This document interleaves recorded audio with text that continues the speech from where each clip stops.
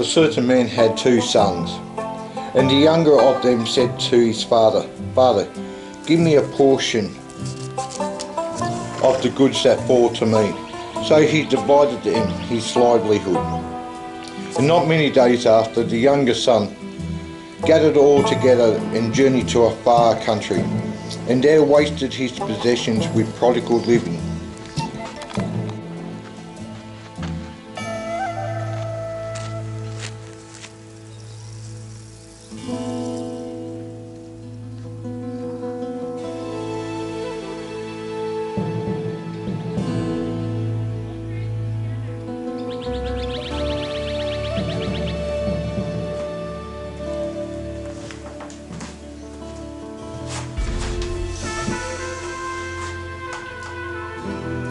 The good news is only good news to a desperate man. If he doesn't think that he is perishing, no amount of good news will convince him otherwise. For where your treasure is, your heart is also.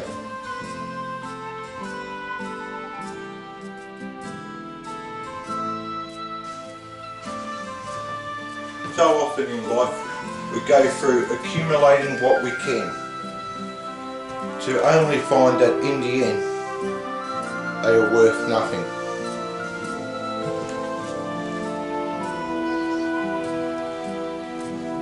For what shall a man give in exchange for his soul? But when he had come to himself, he said, "How many of my father's hired servants have bread enough to spare, and I perish with hunger? I will arise and go to my father, and will say to him, Father, I have sinned against heaven and before you, and I am no longer worthy to be called your son. Make me like one of your hired servants."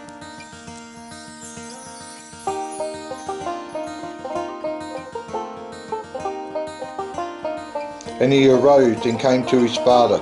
But when he was still a great way off, his father saw him and had compassion, and ran and fell on his neck and kissed him.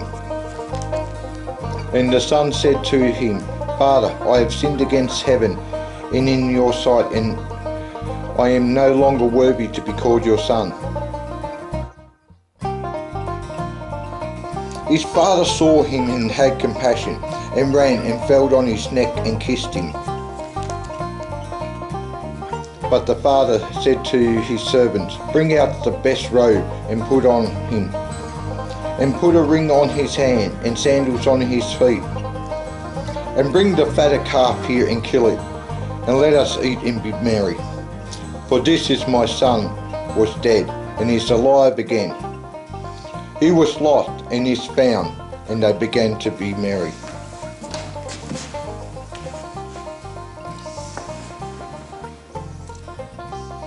Sadly, there are men and women in this world who have never given their life to Jesus Christ. And they go through life acquiring wealth, building little empires and kingdoms, thinking that the possessions and those things that they accumulate over a lifetime will make them happy.